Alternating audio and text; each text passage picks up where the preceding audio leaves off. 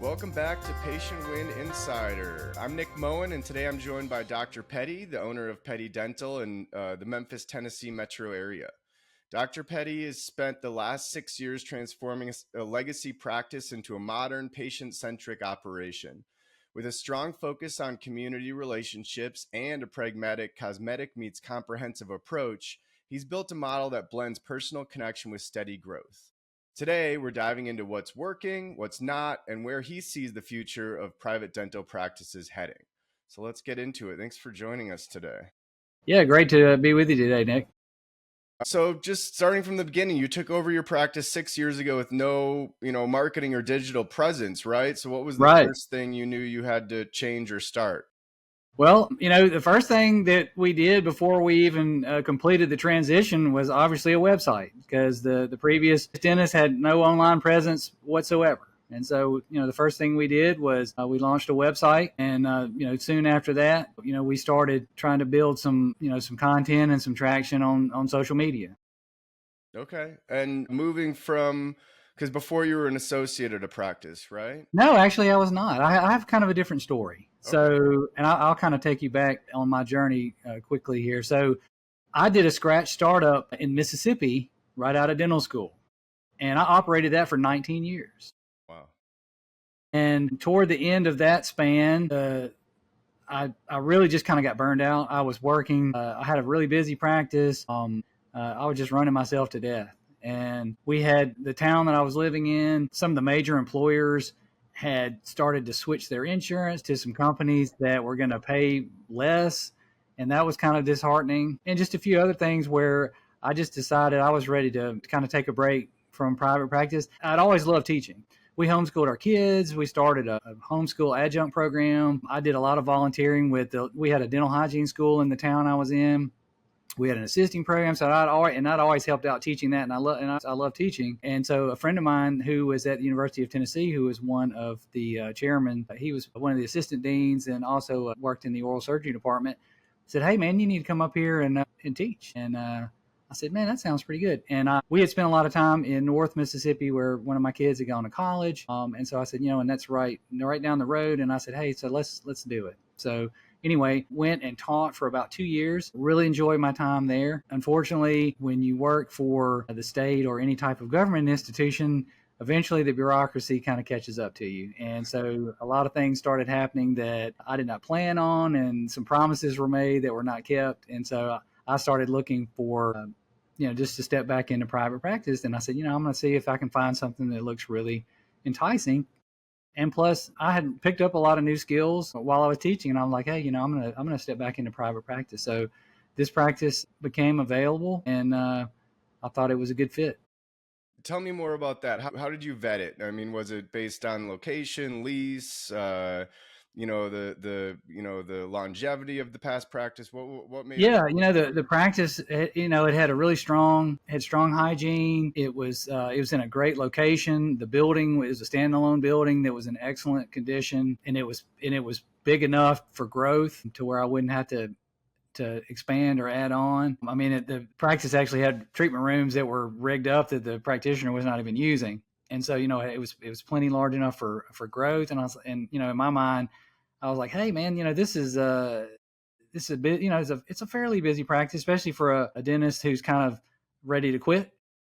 And they're not doing any marketing. They're not doing any advertising. They don't see a lot of new patients. And so I was like, hey, I can step in and really get this thing rolling.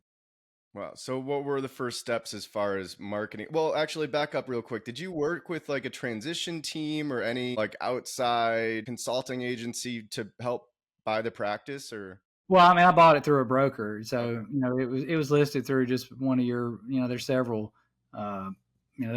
companies that buy and sell dental practices. So I did buy it through a broker, and, and they offer some, they do offer some, assistance, depending on what you want to do. I mean, I had sold a practice, and I had actually, when I was teaching, a little side gig that I did was I reviewed dental practice associate contracts and some other things like that for students that were looking to go into associateship. So I would review their contracts for them for a fee. But no, as far as hiring a firm or any type of company to help with the transition, no, I pretty much handled it pretty much on my own. Okay. And then you said the first step was the website, right? Online Yeah. presence. Yeah. Just get online and get some online presence. Absolutely. That was step one. I mean, that we did that, pretty much, before day one. So we had already, we were ready to launch. Like as soon as and most dental practice sales, they are anonymous to the point to where, they don't, there's no announcement made until the retiring dentist is ready to step out. And so that, there's a transition, but they're all structured different ways. Some of them, there's like a transition period where the older dentist stays on for a period of days or weeks or months or whatever. And then there's some where it's just a complete, just walk away. And so, and this was just a walk away. I mean, the dentist literally quit on August the 6th, and I started like that. That was like on a Thursday, and I started on that Monday. And so, and we in most of those places, the one thing that the brokerage company will do, they kind of work with the retiring dentist about crafting a letter to send out to the patients, announcing their retirement and saying, hey, this is the new person that's going to come in, and he's got or she's got X number of years of experience, or just kind of a bio on who they are and their family and education and that kind of thing. Yeah. And I mean, as far as building trust with the existing patients, do you feel like that was, part of that strategy? What else did you have to do to make sure that, the patients that were used to going to that location came back? Yeah, that was, and you're always going to have some attrition. One thing that was tricky too, that I kind of anticipated, was that the retiring dentist was a female. Well, okay. And so there are a small segment of dental patients that only want a female dentist. And so, I knew I would probably lose, some patients, because of that. And that was a pretty small number actually. But, just coming into it with the experience that I had, and then plus, they knew I had taught at a university, and that carries a lot of weight.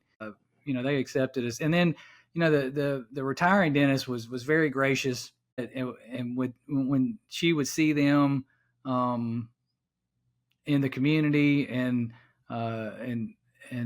different places, that she was just always endorsing me, and saying, hey, you need to give him a chance, he's got all these credentials and blah blah blah blah. And so she was very gracious about making sure that there is a smooth transition, and people, it was, I was someone they could trust. Yeah. And as far as community goes, I mean, it's, being a teacher and being in that community, knowing that education helps a lot. What were some, community organizations that you felt kind of supported you opening the new practice? Yeah, well, it's kind of cliche, but we immediately hooked up with the Chamber of Commerce, which pretty much most people do in any kind of small or suburban area. We hooked up with them, and they were very gracious. We did a ribbon cutting, and they're always doing some type of, I can't really think of the best way to put it, but they're always doing something at a certain business to promote just kind of networking. And they do like a kind of a healthcare fair kind of thing every year, where a lot of the dentists and different healthcare providers kind of get together, and kind of let the town kind of know who we are, and what kind of services we provide. So that was really good. That, and then there's always high schools and sports teams and all that kind of stuff, that are always looking for sponsorships and that kind of thing. And so just the more you can get out and get your name in front of people, and the more people you meet, that just kind of builds on itself. Yeah. Well, and that's apparent. You've got over 370 almost 5-star Google reviews for the practice too. Like, how do you maintain that? What's the strategy there? Yeah, we've done it several different ways. Originally we started out where we would just, hey, ask the patient. And of course that was kind of labor intensive on their part, because they'd have to go home, and they would have to go onto Google, and they would and put their name in. If they didn't have an account, they'd have to make, some people, believe it or not, didn't even have, they didn't have no Google account, so they'd have to make an account if they wanted to do it. So that was kind of hard getting reviews, starting out. And then we hooked up with, and we started with Podium. And Podium is a company. One of the things they do is they help you get reviews. And so the patient is, and they kind of hook into your practice management system. And they would, as soon as the patient would leave the practice, they would get a text message that basically was a link to do a review. We used Podium for a while, and then there was another company that we moved over to that basically did the same thing for a lot less money. And so we switched over to them and used them for quite a while. And then, and that's been the crazy thing in dentistry, is all of the social networking and reviews and texting patients and all that, that's just evolving so quickly. And all these companies are popping up and they're adding more and more services. It seems like just every month, what you can do. And I mean, I've bounced around to several companies because I keep, one of them will contact me. I was like, hey, we're doing everything that this other company that you're using doing. Plus, we add this, and this, and we can do it for less. And so, my staff kind of gets crazy because they're like, okay, we're changing. And so, we're going to a new company. And so we've been kind of, we've been kind of settled on one for a while. But that was a big way to build up the reviews. Was basically we just hired a company to help. They would, like I said, they would text or email the patient to send us or send them a link to do it. And then we have a QR code that's right at our checkout where people can scan it with their phone and they can do it right then. We do that. And then we have, we'll have an email that'll go out and say, hey, how was your visit? Anything we can do to get better. And, and then there's a review link in there as well. So how do those reviews go? I mean, are you getting good feedback? Do people? Yeah. I mean, it's kind of hit and miss, but I mean, and sometimes we get really busy and we don't like remind the patient or ask the patient, but we try to make it a point to, if a patient just really says, wow, that was great. That was a great, experience. And Dr. Pettey or Katie or any of my staff people just gave them great service. When they really remark about that, we'll say, well, hey, don't just tell us, like, tell everybody. And so, here's a link to Google and where you can leave us a review because that helps. Yeah. And then does that permeate across Facebook and Instagram too? I mean, is that the presence there? Is that pretty important for getting attention? Yeah, we're kind of, I mean, honestly, my practice is more of a mature practice. And so my patients tend to be more like the average age is more middle age. And of course, if you listen to my kids, they're like, oh, all the old people are on Facebook. And so, that's kind of laugh when they say that. But yeah, I mean, we still do Instagram and Facebook, and we do some ads through there, and we do some posts that that try to kind of keep our name in front of people. And I don't think, and it may just depend on the age of most of the patients in my practice, or it may depend on just where I am as far as West Tennessee. I don't that's quite as crucial. Facebook and Instagram. I think it's important, but I don't think we get a ton of patients from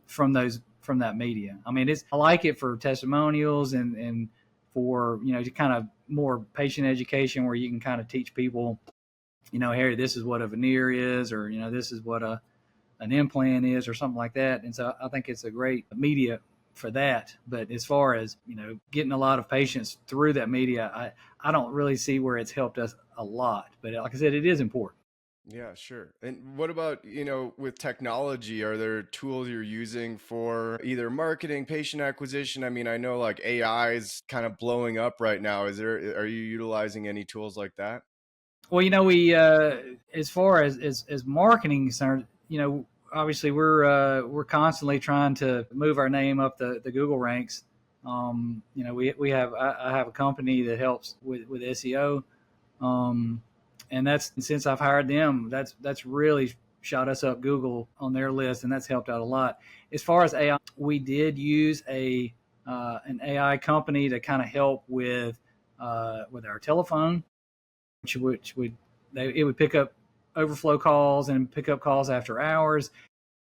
On paper, it sounded like a great idea. I'm like, okay, this is cool. Like, this is a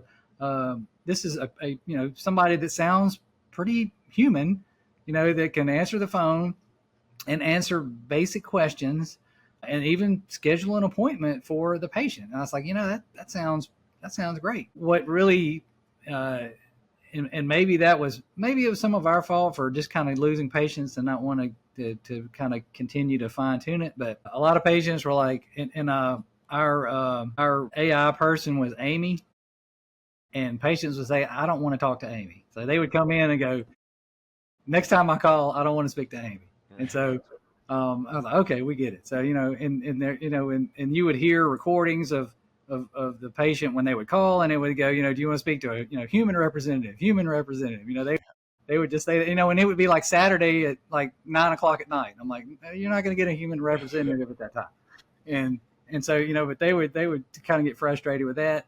And then sometimes patients would get scheduled into time slots that they did not fit, or for something that they didn't need to be there for. And so that got a little frustrating. Now, is that where it's going to end up, or is that where it's going? Oh, absolutely. I mean, that's where it's going. And I look forward to that. But, just for what we did and where we were and what we got out of it, like I said, it was really more trouble than it was worth. But like I said, I will definitely revisit it, once it gets better, Yeah. for sure.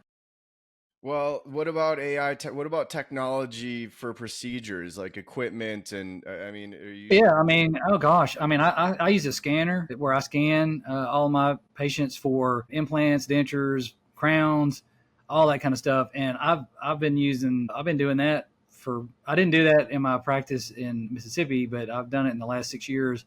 Here, the practice I bought had an older scanner that I since have upgraded a while back. And oh yeah, I mean, I've seen AI in that. Just that's amazing. It's so intuitive now. I'm just used to when you would scan a tooth, and if you got a little bit of the cheek in the way or the tongue, you'd have to go in there manually and remove it.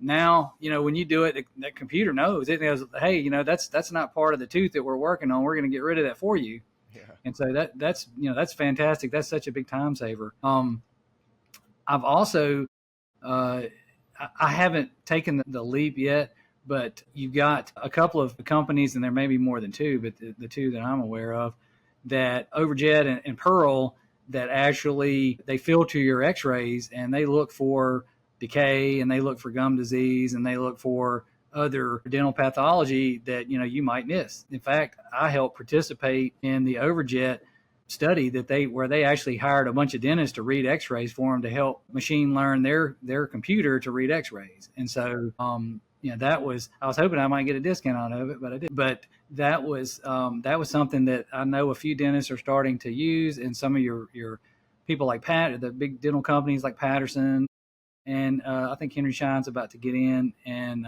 they're going to start offering that as an add-on to some of their services. And so the biggest knock on that I've heard is that it actually kind of overdiagnoses. It finds things that are not actually there, so you kind of have to filter that. But it'll definitely catch things that you might miss. So I definitely think that in any kind of new technology, I don't want to say I'm an early adopter. With the AI phone thing, I kind of was, and it kind of bit me in the behind. But with this AI and X-rays, I think they're doing that in medicine and have for a while. And so once they kind of get all of the bugs worked out, that's definitely going to be something that you'll see all of the practice management software companies. That'll almost be just part of it. I mean, it'll almost be standard. I think that it'll be included.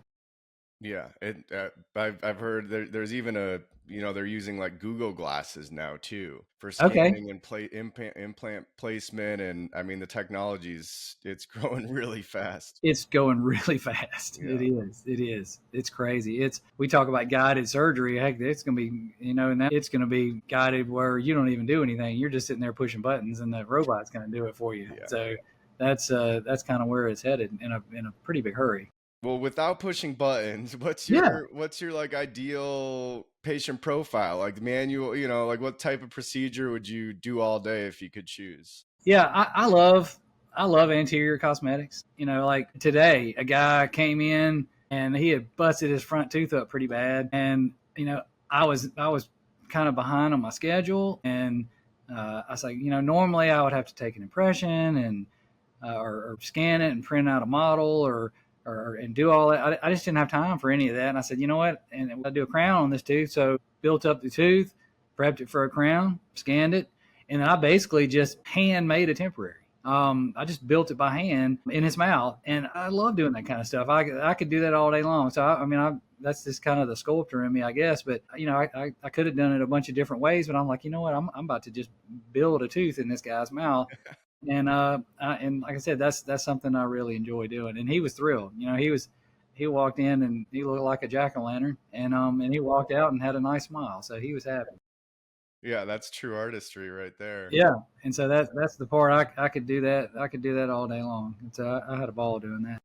Well, apart from, your passion, patience, and education, what does success look like? Maybe for the next 2 years, like what are some goals you have, or what does success look like? Yeah, we just want to kind of keep building the practice. I would. There's a young man that's in dental school that or that maybe we could get enough going to where I could kind of hand off some things to him and let him kind of help build the practice even further. That's kind of one thing that we're looking at. I just do more.